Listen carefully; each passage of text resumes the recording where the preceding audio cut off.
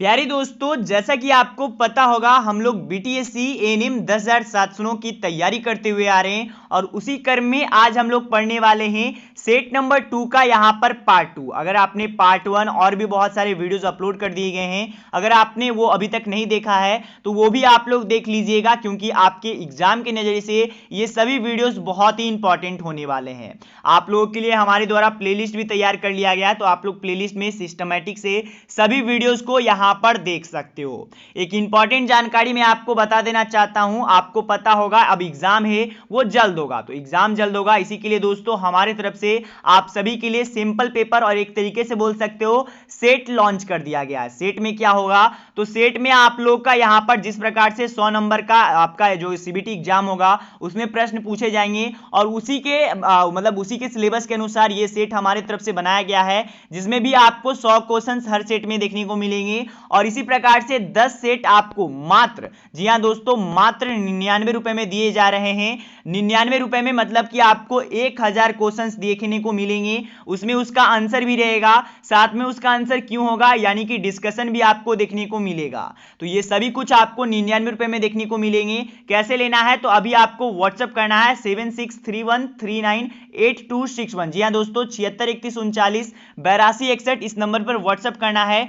Payment कीजिए, आपको तुरंत व्हाट्सएप पर ही हमारा नोट्स जो यहाँ पर जो वीवीआई क्वेश्चंस होंगे वो आपको प्रोवाइड कर दिए जाएंगे, मतलब कि सेट आपको प्रोवाइड कर दिया जाएगा। अब चलिए हमारा जो फ्री सेशन चल रहा है उसमें बात करते हैं। तो सबसे पहला प्रश्न यहाँ पर हम लोग आ चुके हैं। तो सबसे पहला प्रश्न पे पूछा जा रहा है कि मनुष्य के, जी हाँ दोस्तों, मनुष्य के मध्य कर्म के अस्थियों का सही कर्म, यानी कि मनुष्य के जो मध्य कर्ण होते हैं उनके जो अस्थियां होती हैं उनका सही कर्म क्या है। ऑप्शन ए दिया गया है SIM, ऑप्शन बी दिया गया है IMS और यहां पर और भी ऑप्शंस दिए गए हैं। तो जो इसका राइट आंसर है वो होने वाला है वो है सी, यानी कि MIS। मनुष्य के यहाँ पर मध्य कर्ण के 3 यहाँ पर अस्थिका पाई जाती है, जिनके संक्षेप में उसे MIS कहा जाता है। और भी यहाँ पर कुछ इंपॉर्टेंट बातें बताया गया है जिसे कि आप पढ़ लीजिएगा, आपके प्रश्न से रिलेटेड इंपॉर्टेंट चीजें होंगे ये सभी भी। अब चलते हैं हमारे दूसरे प्रश्न पर दोस्तों। यहाँ पर दूसरे नंबर प्रश्न में पूछा जा रहा है जो कि स्टेथोस्कोप होता है ध्वनि के किस सिद्धांत पर, जी हाँ दोस्तों, किस सिद्धांत पर यहाँ पर कार्य करता है। तो यहाँ पर सबसे पहला ऑप्शन दिया गया है परावर्तन और भी यहाँ पर आपका ऑप्शन दिया गया है अपवर्तन। तो इसका जो राइट आंसर होने वाला है दोस्तों दूसरे नंबर का, उसका आंसर ए होगा, यानी कि जो यहाँ पर आपका स्टेथोस्कोप होता है वो ध्वनि के यहाँ पर परावर्तन जो कि सिद्धांत पर कार्य करता है और उसके रिगार्डिंग में जो अपडेट्स बताए गए हैं वो यहाँ पर आप पढ़ सकते हो। जैसे कि जो हृदय का गतिविधि होता है उसके मापने के लिए ECG का उपयोग करते हैं, ये भी अपडेट दिया गया है। अब चलते हैं हमारे तीसरे नंबर प्रश्न पे। तो तीसरे नंबर प्रश्न में पूछा जा रहा है कि मानव जो आंख होती है उसमें रेटिना का कैसा यहाँ पर बिंब बनता है। तो यानी कि जो मानव में रेटिना होता है दोस्तों, आपको पता होगा आंख में रेटिना, जहां की आपका आंख जहां से लाइट इंटर होता है उसी को रेटिना कहा जाता है, ये भी आप ध्यान दीजिएगा। तो यहां पर यही प्रश्न पूछा गया है, तो इसका जो ऑप्शंस दिया गया है वो आप सभी देख सकते हो। राइट आंसर जो कि होने वाला है दोस्तों, उसका राइट आंसर ए होगा, जो यानी कि जो मानव आंख का रेटिना होता है जहां पर कि आपका यहाँ पर जो भी आपका लाइट अंदर घुसता है आंख के अंदर, तो वो आप लोग का वहां पर उल्टा इमेज बनाता है। मतलब समझिएगा, मैं आपको एक डिटेल्स में समझा देना चाहता हूं।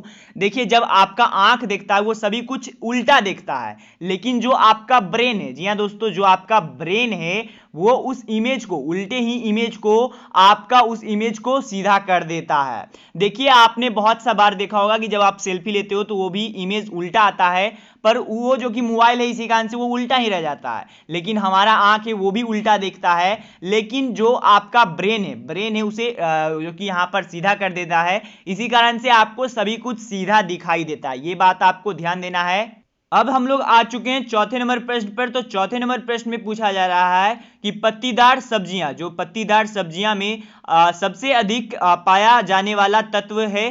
तो यहां पर ऑप्शंस दिया गया है कि जो पत्तीदार सब्जियां होती हैं उनमें सबसे ज्यादा कौन सा तत्व पाया जाता है दोस्तों। तो इसका राइट आंसर सी होगा, यानी कि जो पत्तीदार सब्जियां होती हैं उनमें सबसे अधिक यहाँ पर जो भी यहाँ पर प्राकृतिक तत्व पाए जाते हैं। आपको पता होगा जो हमारा लोहा होता है शरीर के अंदर उसे हीमोग्लोबिन बनाता है, और भी इंपॉर्टेंट चीजें जो है यहाँ पर आपको बताया गया है। लेकिन जो इसका जो चौथे नंबर का प्रश्न था उसका जो राइट आंसर सी होगा, यानी कि जो प्राकृतिक तत्व होते हैं वो ज्यादा पत्तीदार यहाँ पर सब्जियों में पाए जाते हैं। देखिए दोस्तों, ये सवाल जो आप देख रहे हो 5वें नंबर पर, ये बहुत ही इंपॉर्टेंट सवाल है। देखिए जो प्रश्न सवाल इंपॉर्टेंट रहते हैं वो मैं पहले ही बता देना चाहता हूं, बाकी ये सभी भी सवाल इंपॉर्टेंट ही हैं, लेकिन ये सवाल आपके लिए ज्यादा इंपॉर्टेंट है।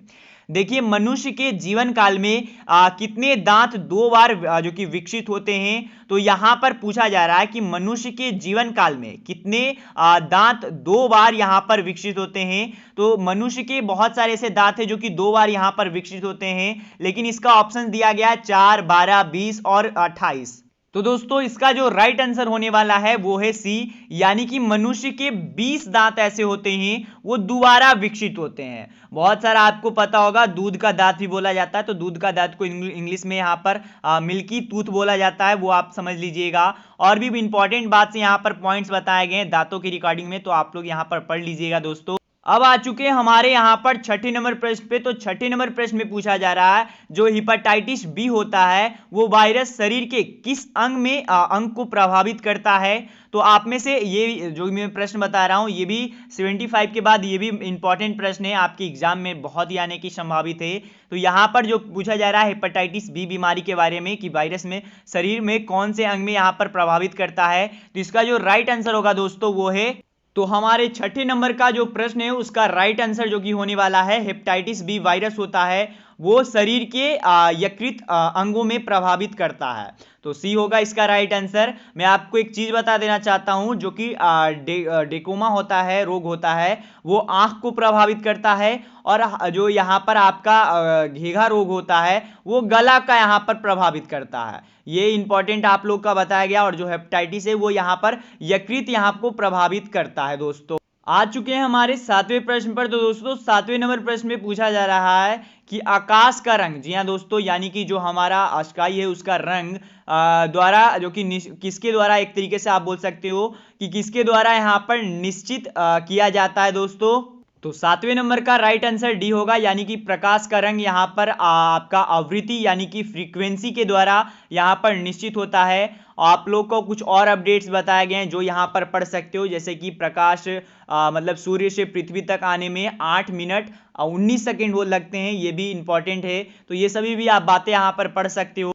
चलिए दोस्तों हम लोग आ चुके हैं 8वें नंबर प्रश्न पे। तो 8वें नंबर प्रश्न पे पूछा जा रहा है जो लहसुन होता है उसकी लाशिक यहाँ पर गंध होता है, तो वो गंध क्यों होता है, उसका कारण क्या है वो आपको बताना है। ये भी सवाल एक इंपॉर्टेंट है दोस्तों। तो 8वें नंबर प्रश्न का राइट आंसर बी होगा, यानी कि जो लहसुन होता है उसका वो गंध है जो एक खराब गंध होता है, उसका कारण सल्फर यौगिक होता है। ये आप यहाँ पर पढ़ लीजिएगा दोस्तों। अब हम लोग आ चुके हैं 9वें नंबर प्रश्न पे। तो 9वें नंबर प्रश्न में पूछा जा रहा है कि जो पित्तपिंड होता है वो कहाँ पाए जाने वाली कोशिकाओं का यहाँ पर सहती है। तो यहाँ पर जो आपका पित्तपिंड होती है वो इसका यहाँ पर ऑप्शन दिया गया है मस्तिष्क में, यहाँ पर अंडाशय में, और यहाँ पर दिया गया। तो 9वां नंबर का राइट आंसर जो कि आप सभी के लिए होने वाला है वो है सी। और इंपॉर्टेंट कुछ बातें बताया गया है जो इधर आप पढ़ लीजिएगा, जैसे कि यहाँ पर आपको बताया गया है कि अंडाशय मादा के जो कि उदर गुहा में यहाँ पर स्थित होता है, वो सभी इंपॉर्टेंट जो कि जानकारी आपको बताए गए हैं। और ये सभी प्रश्न है वो नर्सिंग से रिलेटेड ही है दोस्तों। साथ ही में दोस्तों हम लोग आ चुके हैं यहाँ पर लास्ट क्वेश्चन के ऊपर। तो लास्ट क्वेश्चन में पूछा जा रहा है कि लौंग का तेल यहाँ पर निम्नलिखित में कौन सा एक प्रमुख घटक है। तो इसका जो राइट आंसर आप लोग का होने वाला है दोस्तों वो होगा बी, यानी कि लौंग का तेल यहाँ पर यूजनॉल का प्रमुख घटक है। बाकी इंपॉर्टेंट बात आपको बताया गया है, जैसे कि लौंग को काली का मसाला भी कहा प्रयोग में करते हैं। बाकी और भी इंपॉर्टेंट जो भी चीज़ें थे सभी कुछ आपने देखा। अगर आपको ये हमारा जो फ्री क्लास चल रहा है ये अगर पसंद आया तो जरूर जरूर नीचे कमेंट सेक्शन में धन्यवाद जरूर बोलिएगा। और जो भी स्टूडेंट्स अभी तक नए जुटे हैं, अभी तक चैनल को सब्सक्राइब नहीं किए, चैनल को सब्सक्राइब कर दीजिएगा। अगर आपको हमारा सिंपल सेट चाहिए तो जरूर जरूर कांटेक्ट कीजिएगा, जो हमने नंबर बताया था एक बार मैं फिर बता देना चाहता हूं, 7631398261 यानी 7631398261। बाकी यहां पर मैं बता देना चाहता हूं, जो भी प्रश्न आपको लिए गए हैं वो सभी बीटीएससी के सिलेबस के अकॉर्डिंग में, मतलब जो सिलेबस जारी हुआ है बीटीएससी के अनुसार, वही सिलेबस के अनुसार यहां पर अनुरूप में आपको जो ये यहां पर प्रश्न होंगे वो दिए जाएंगे। तो यही जानकारी आपको बताना था। अगर आपको जानकारी पसंद है तो वीडियो को सब्सक्राइब, चैनल को सब्सक्राइब कर दीजिएगा, वीडियो को लाइक कर दीजिएगा। मिलते दोस्तों।